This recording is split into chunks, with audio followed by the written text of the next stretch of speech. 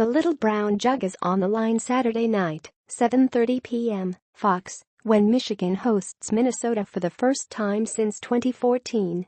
And my how times have changed since then. Michigan has a new coach and resumed being a competitive national brand atop the college football landscape, while Minnesota is still cementing its identity under first-year head coach P.J. Fleck. Neither team is playing for much at this point, with bowl-eligible Michigan, 6-2, 3-2 Big Ten, on the outside looking in when it comes to the Big Ten title game. Meanwhile, Minnesota, 4-4, 1-4 Big Ten, has lost 4 of its last 5 games, but looking to qualify for a postseason bowl for a 6th straight season. Here's how Michigan stacks up against the Golden Gophers. College football, Michigan vs. Rutgers, October 28, 2017. Photo, Mike Mulholland Live.com. Backs. The Gophers are in a similar situation as Michigan, having 2 capable quarterbacks and only 1 football. Redshirt sophomore Demry Croft has made the start the last 2 weeks, but thrown 3 interceptions, making it very possible fifth-year senior Connor Rhoda sees playing time. Minnesota went to the air a little more than usual last week against Iowa, with Croft completing only 9 of his 29 pass attempts for 139 yards and interception. Minnesota ranks 13 out of 14 Big Ten teams in passing offense, averaging just 156.4 yards per game. For Michigan, all signs point to redshirt freshman Brandon Peters, pictured, making his first collegiate start. Head coach Jim Harbaugh said earlier in the week there was a 51% chance Peters got the start, but he wanted to see how the young buck handled the week of practice. Edge, even. MNJA 103. Photo, John Audie AP. Running backs.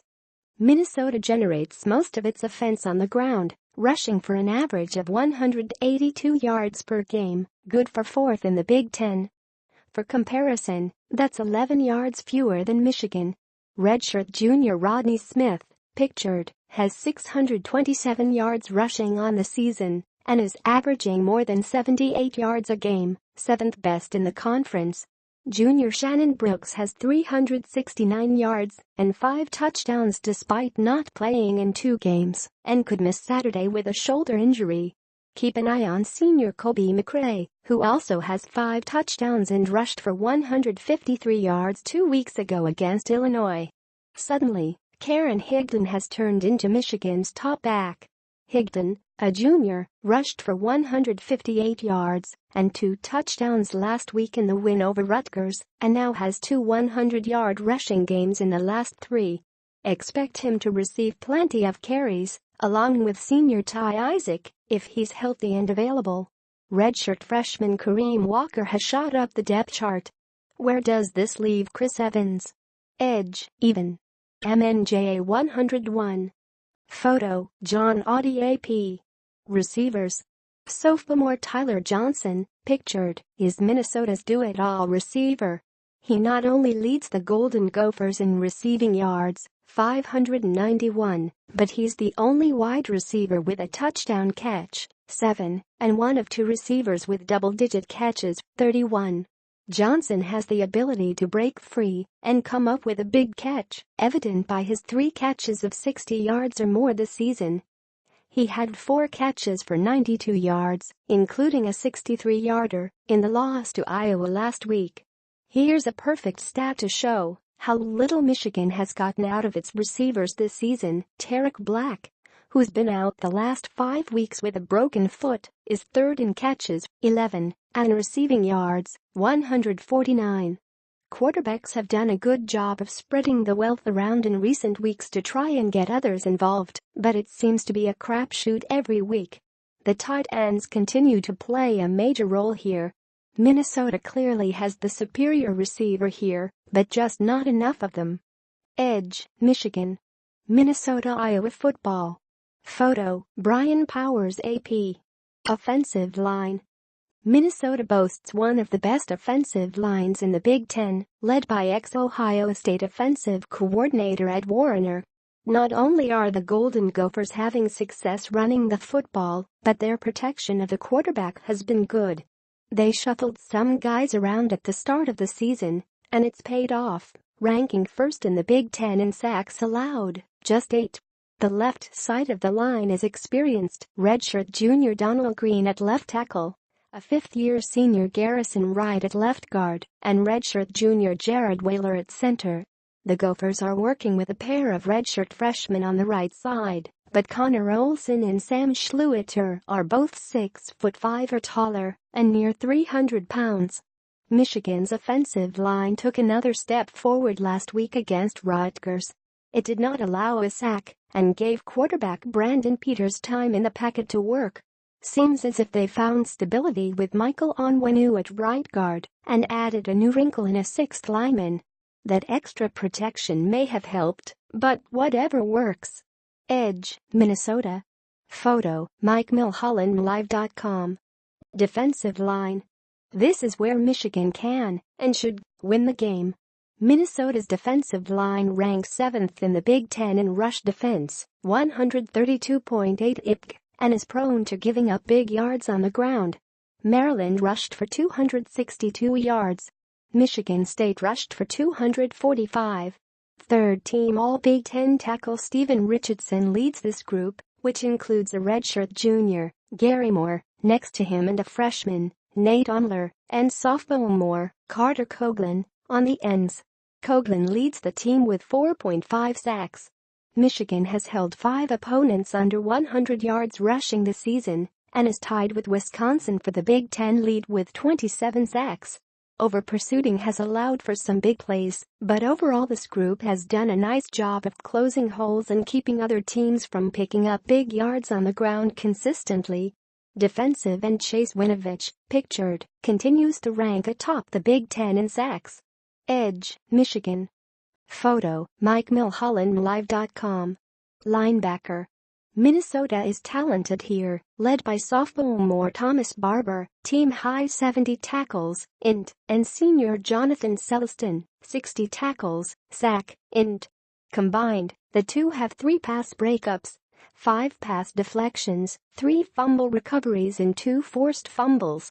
They don't pressure much, but handle what's in front of them just fine. This group could make life difficult for Peters, or whoever ends up playing quarterback.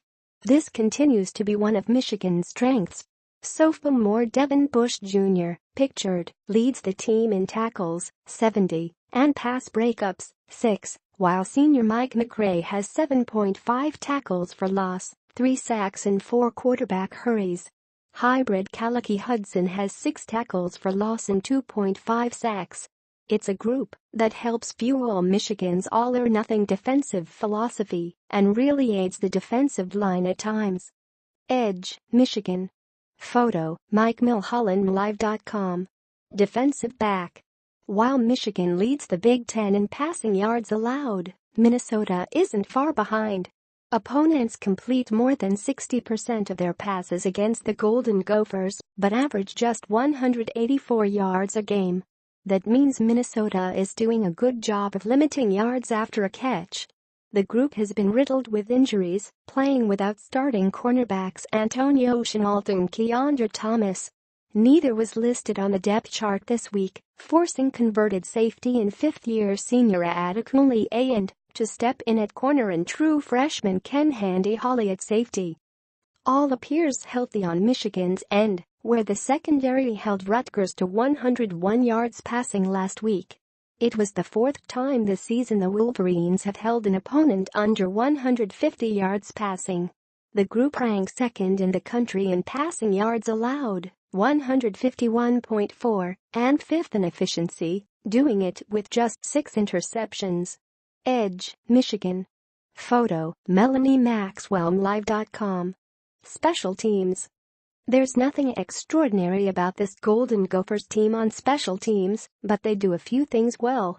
Fifth-year senior Ryan Santoso is averaging 43.7 yards per punt, 3rd best in the Big Ten, while field goal kicker Emmett Carpenter is 11 for 15.